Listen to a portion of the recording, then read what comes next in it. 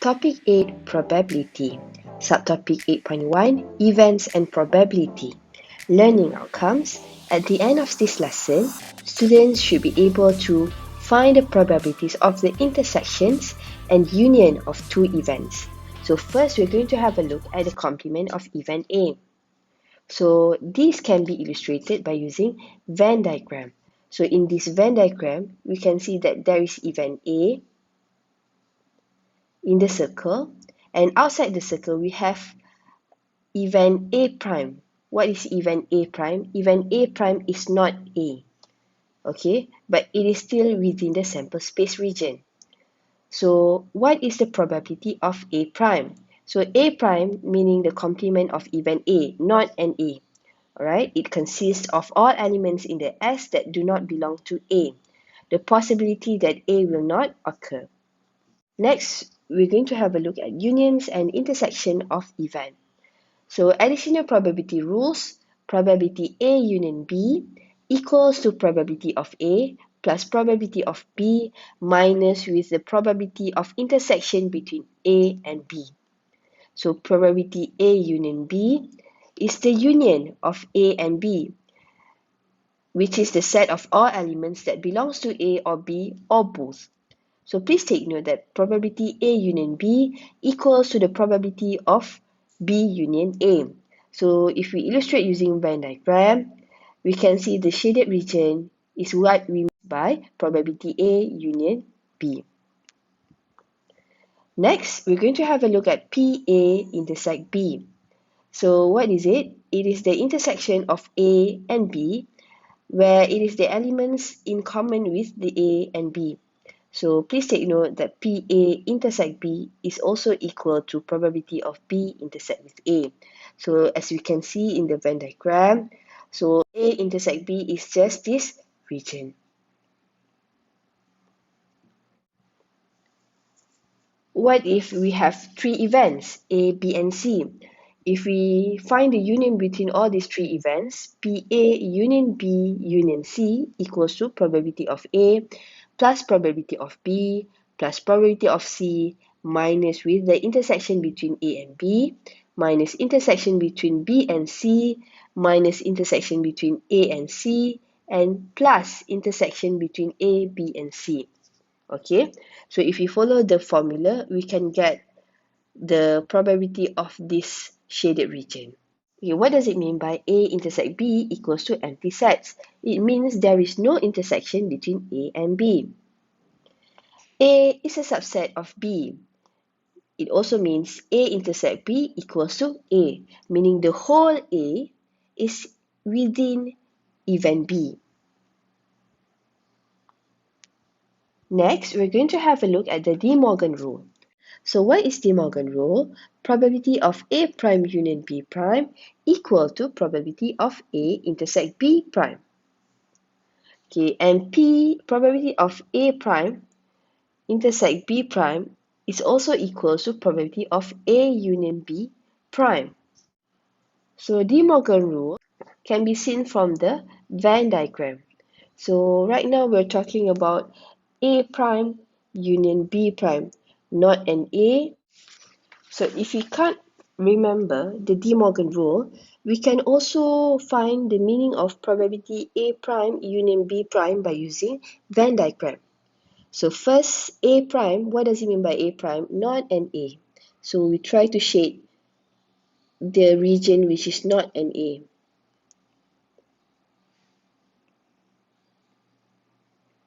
Okay, next, the events involved is B prime. So next we try to shade not B. So everything is not B, everything outside B. Alright, so we know that when we talk about union, it means set of all elements that belongs to A or B or both. So in this case, it is set of all elements that belong to A prime and B prime or both. So as we can see here, it means everything in this region that is shaded. So everything in the sample space except for the intersection between A and B. So that's why PA prime union B prime equals to probability of A intersect B prime. Everything that is not A intersect B. So we try to do the same for PA prime intersect B prime. So we shade the events involved, which is A prime and B prime. So event A prime is not an A. Okay, I shade it using the blue pen. And event B prime is not event B. Everything is not B. So I shade it using red pen. So when we talk about intersection is the set of elements in common with A and B. So here, the set of elements which is in common with A prime and B prime. So the area which has common elements is the one outside where we can see there's overlap between the red and the blue pen.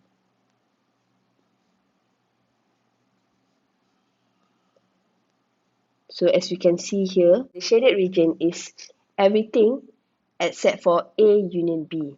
So that's why we get PA union B prime.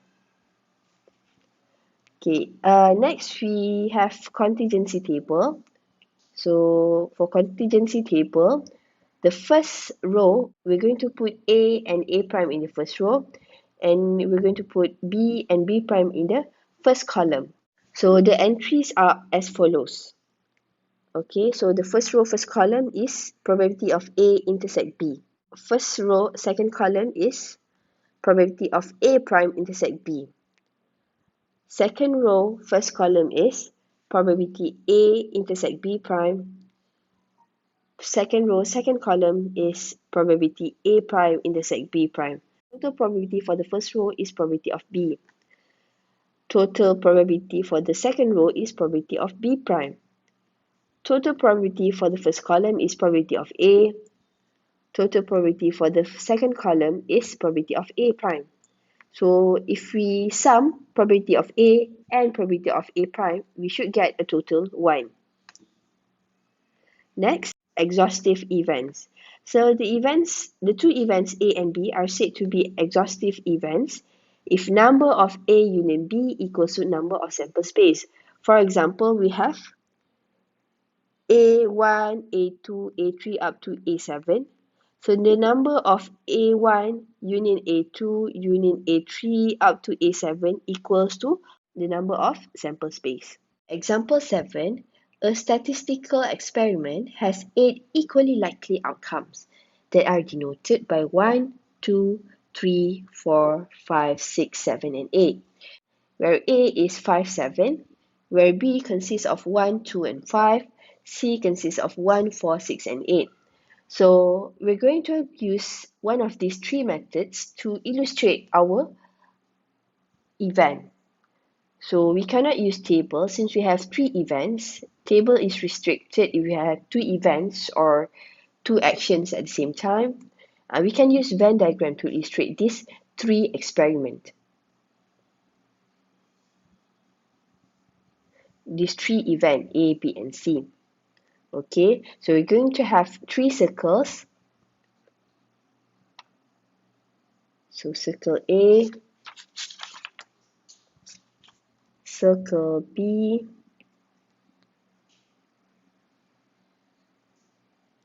and circle C. So why do I make them overlap? Because as you can see, in these 3 events, we have overlapping numbers. So this is event B, this is event A. So event A, there's number 7, but we're going to put number 5 in the intersection between A and B because in B, we also have number 5. So for B, we have number 1.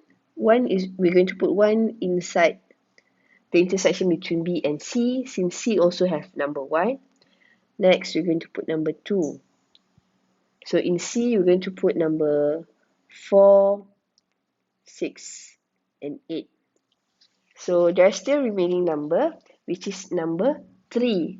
So number 3 is put outside the circles, but still within the sample space. So we're going to put a box to represent the sample space.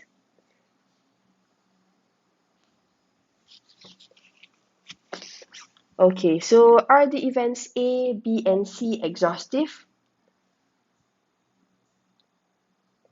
So what is exhaustive events? If we look at the previous note, the two events are said to be exhaustive events if the number of all the events is equal to the number in the sample space.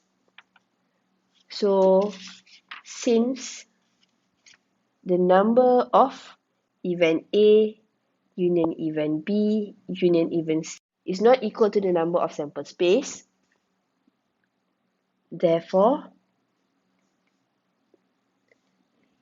event A, B, and C are not exhaustive. Next, we have to find the probability of A union C. When we have P A union C equals to, according to the formula, equal to PA plus probability of C minus probability of A intersect C. So altogether in the sample space, we have 8 numbers. So probability of A, in event A, we have 2 numbers, so 2 out of 8 plus probability of C. So in event C, we have 4 numbers, so 4 over 8 minus the probability of A intersect C. So as you can see here, A does not intersect with C, so there is no intersection between A and C, so minus 0. So 2 over 8 plus 4 over 8, we're going to get 6 over 8, which can be simplified as 6 over 8. Example 8, giving A and B are two events where probability of A equals to 1 over 3, probability of B equals to 5 over 9, and probability of A intersect B equals to 1 over 6. So we have to find probability of A union B. So if we have probability of A union B, we can use the formula probability of A plus probability of B minus probability of A intersect B. So which equal to 1 over 3 plus 5 over 9 minus 1 over 6. So if you calculate using calculator, you should get your answer as 13 over 18. So next, we have to find the probability of A intersect B prime. So what is probability of A intersect B prime? So it's either you use the Venn diagram to find probability of A intersect B prime, or you can just refer to the contingency table. So according to the contingency table, okay, probability of A intersect B prime is here. So we can find probability of A intersect B prime if we subtract PA intersect B from PA. So PA intersect B prime equal to PA minus PA intersect P. So PA equal to 1 over 3 minus A intersect B, so which is 1 over 6. So we're going to get 1 over 6 as the answer. So next, C, probability of A prime union B prime. So according to the De Morgan's rule, so this equal to probability of A intersect B prime. So what is probability of A intersect B prime? So it is not probability of A intersect B. So 1 minus probability of A intersect B, which equals to 1 minus 1 over 6, which equal to 5 over 6. And what is probability of A prime intersect B prime? According to De Morgan's rule, it means probability of A union B prime. So what is probability of A union B prime? Meaning probability of not A union B, or 1 minus probability of A union B, which equals to 1 minus 13 over 18, which equals to 5 over 18. Finding probability involving combination and permutation. Example 9, 4 letters are chosen randomly from the word computer. Okey, so kalau ikutkan dalam perkataan komputer, kita ada 8 huruf. Okey, cara untuk kita pilih 4 letters daripada 8 huruf ni adalah 8 choose 4. Kalau kita tekan calculator, kita dapat 70. Jadi bermaksud there are 70 ways to choose 4 letters from the word computer.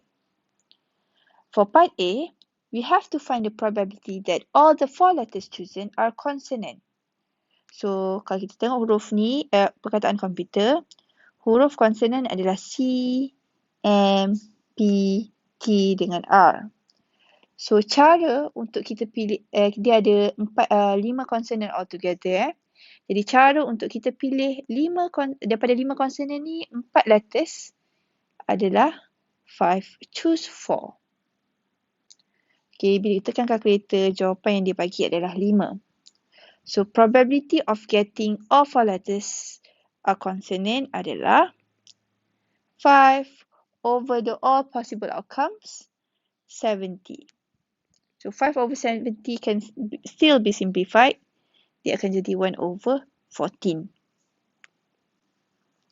Okay, next. For part B, the letter C must be chosen. So, cara untuk kita kira, apa-apa pun, letter C must be chosen.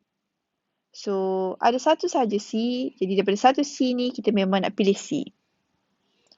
Kemudian, kita ada lagi remaining 3 letters yang kita kena choose.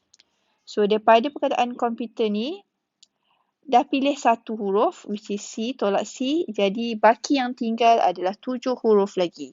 Dan daripada 7 huruf ni, kita nak pilih lagi 3 sebab kita nak choose 4. So, number of event kita kalau ikutkan dalam kes ni, 1C1 times 7C3. So, bila kita tekan calculator, kita akan dapat jawapan 35. So, the probability of the letter C must be chosen is 35 divided by the all possible outcomes, which is 70. So, 35 divided by 70 can be simplified as 1 over 2. So, that is the answer for B. And last part for C, the letters M and P must be chosen simultaneously. Okay, dia kena choose serentak.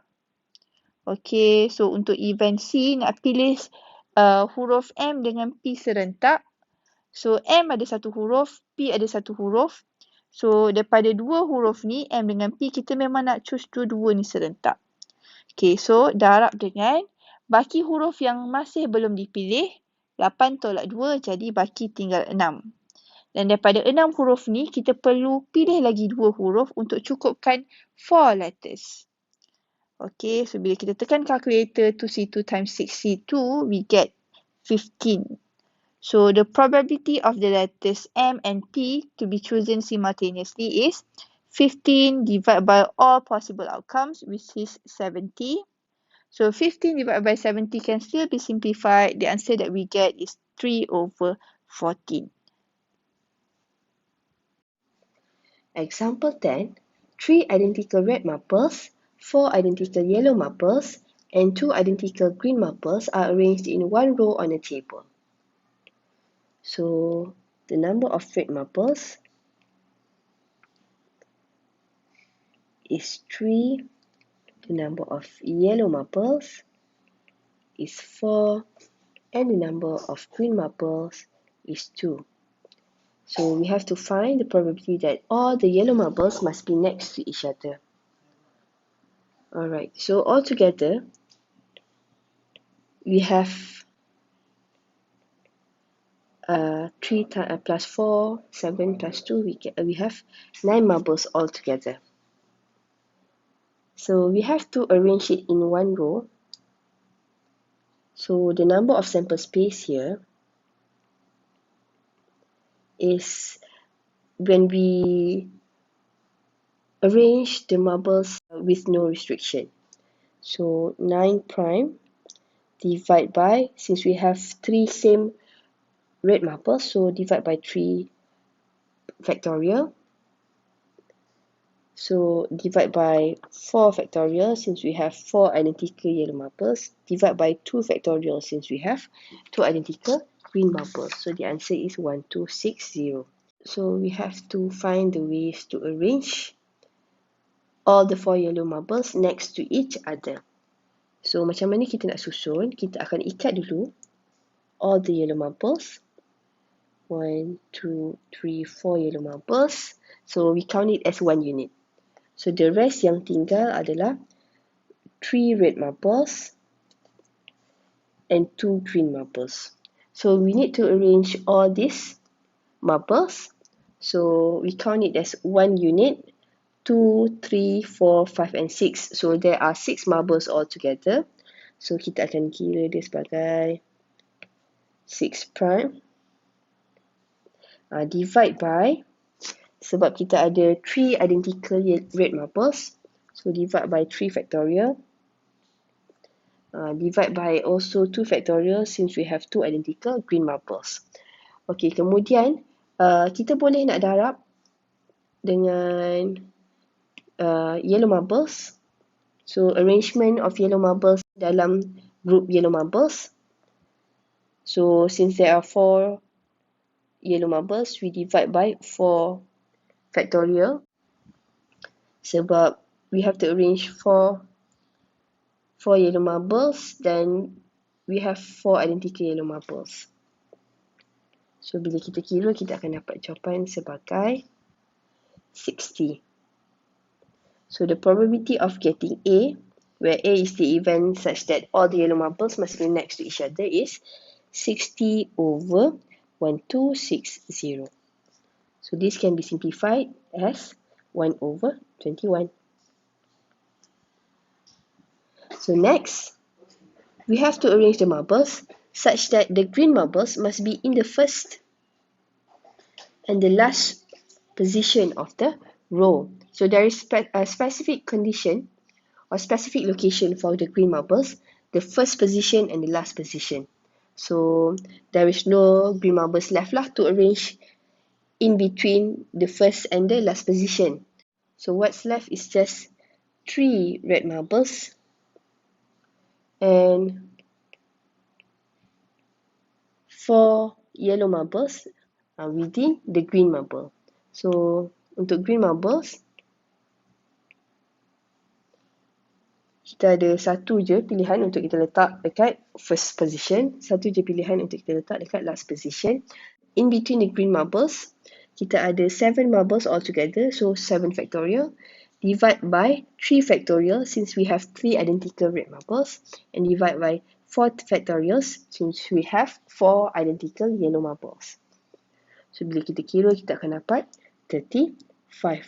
So probability of green marbles in the first and last position of the row equals to 35 divided by the number of sample space, which is 1260. This can be simplified as 1 over 36. Chapter 8, page 11. Example 11. A 5-digit number is to be formed from digits 2, 3, 5, 7, 8 and repetitions are not allowed. Event A, number is even. Event B, number is odd. Event C, number is greater than 60,000. So find PA. First of all, we need to find the number of outcome in the sample space. Let's write that as NS. Okay. So you have 5 digits to choose from. the first number you have 5 options, and then you'll be left with 4 digits, and then 3, 2, 1. So NS is equal to 5 times 4 times 3 times 2 times 1. That is equal to 120. And then NA.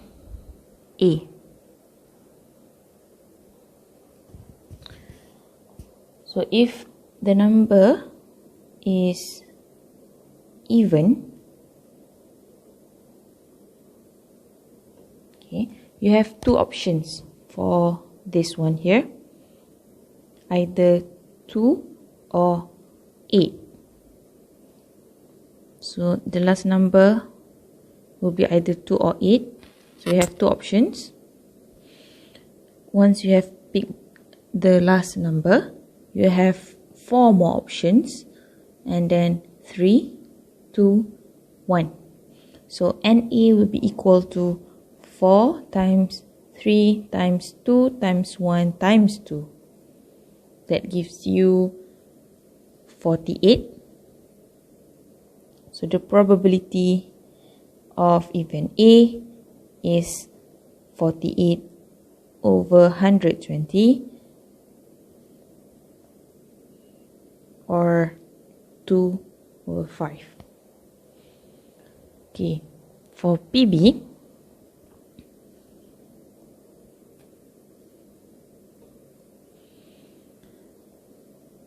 odd number, you have 3 options, either 3, 5 or 7. So for the last digit, you have 3 options. Then once you have picked the last number, you are left with 4 other digits to choose from, and then 3, 2, 1. So NB will be equal to 4 times 3 times 2 times 1 times 3. And that gives you 72. So PB is equal to 72 over 120, or 3 over 5. Okay. As you can see, the number is going to be either odd or even. So you can see that PA and PB add up to 1. 2 over 5 plus 3 over 5 is equal to 1.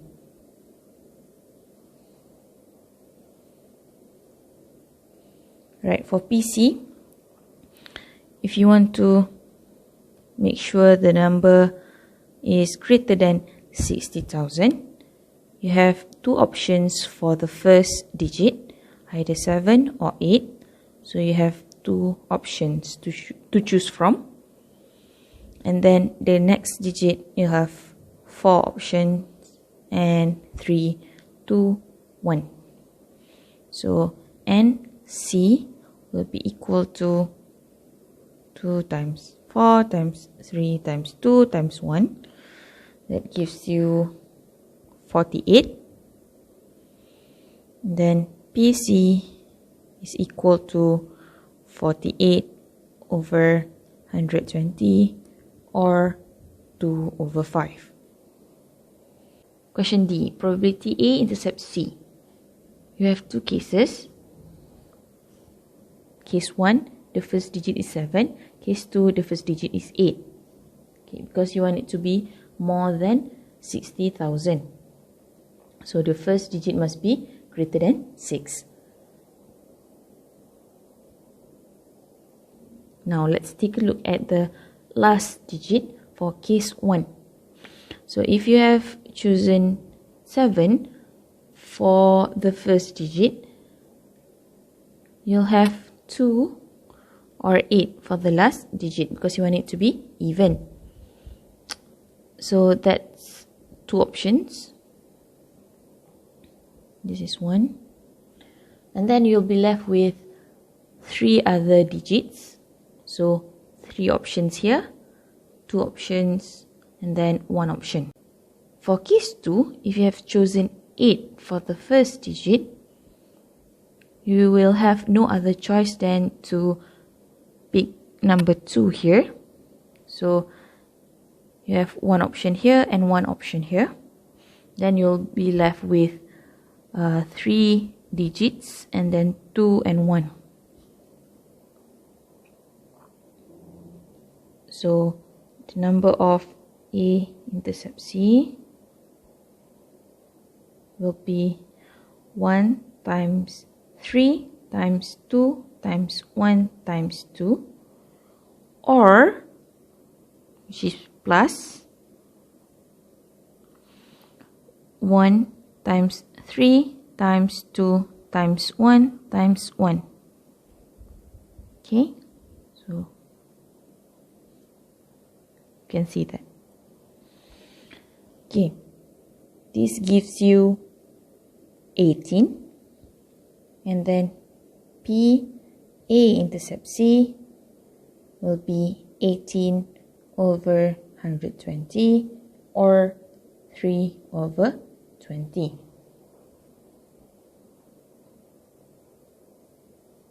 Next question. P union C. Sorry, P A union C. Okay, you can just use the formula. So PA plus PC minus PA intercept C. PA is 2 over 5 plus PC 2 over 5 minus PA intercept C 3 over 20. That gives you 13 over 20. Right, so for PA intercept B, this will be equal to 0. Okay, because it is impossible for a number to be odd and even at the same time. Page 12, some notes on mutual exclusivity. 2 events A and B are called mutually exclusive if both the events A and B cannot happen together, or they have no elements in common. That means A intercept B is equal to empty set. If event A happens, then event B cannot happen, or you can say that only one of the events can occur at one time. The probability of both events occurring is 0. Example, the event obtaining an even number and the event obtaining an odd number are mutually exclusive. Let's take a look at the Venn diagram, A and B. It is obvious that there is no intersection between A and B, and we can say that A intercept B is equal to empty set. Since additional rule, since the probability of A intercept B is 0, then the probability of A union B is equal to the probability of A plus probability of B. If n events x1, x2, x3, up until xn are mutually exclusive, then the probability of x1, x2, x3 up until xn is equal to the probability of x1 plus the probability of x2 plus the probability of x3 plus up until the probability of xn. Example 12. A box contains 3 glazed donuts, 4 jelly donuts, and 5 chocolate donuts. If a person selects one donut at random, find the probability that it is either a glazed donut or a chocolate donut.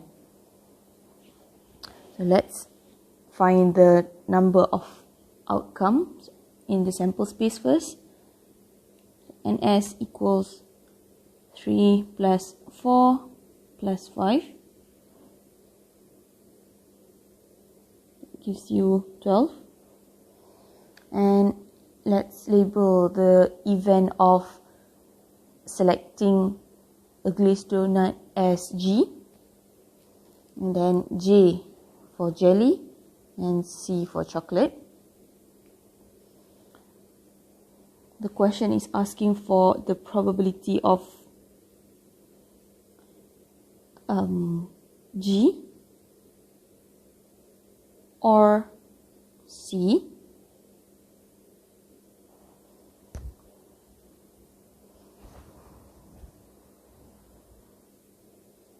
From the question, we can understand that a donut can't be a glazed donut and a chocolate donut at the same time.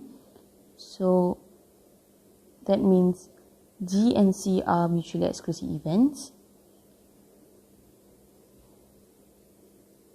Then we can just use the formula given in the notes.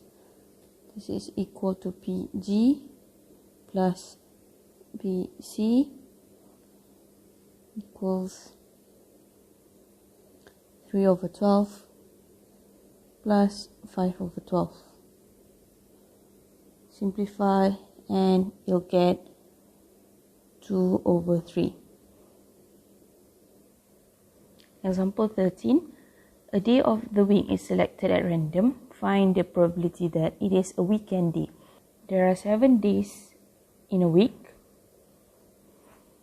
and the probability of selecting a specific day of the week is 1 over 7. The question is asking for the probability of weekend, which is either Saturday or Sunday.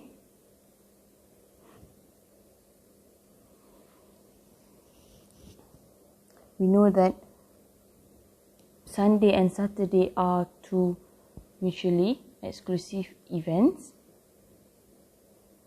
So P Saturday plus P Sunday.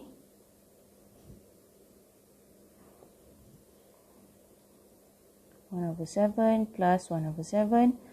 That gives you 2 over 7. Example 14.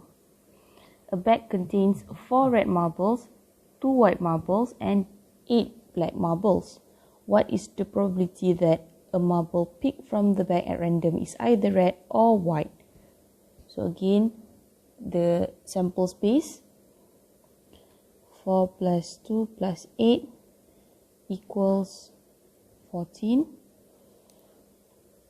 The probability of picking a red or white, since they are mutually exclusive events, you can say that this is equal to PR plus PW equals 4 over 14 plus 2 over 14. That gives you 3 over 7. Example 15. The events A, B, C and D are mutually exclusive with PA equals PB equals 0.3 and PC equals PD equals 0.1. If E and F are events defined by E equals A union D and F equals B union C, find the probability of E union F. Okay, I'm just going to highlight this so that we won't forget that these events are mutually exclusive.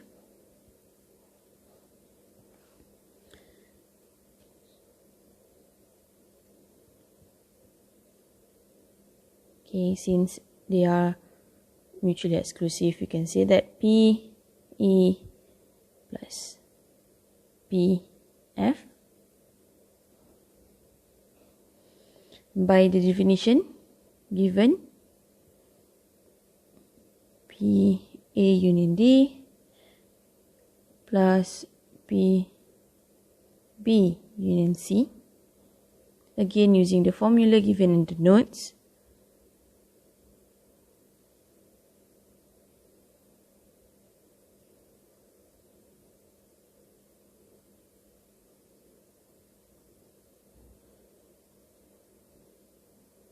So substitute the values.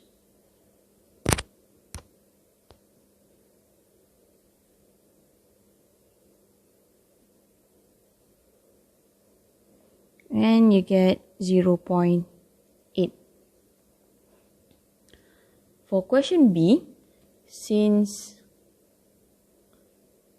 E and F are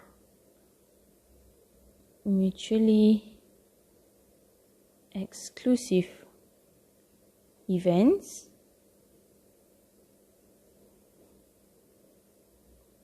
therefore P E intercept F is equal to 0.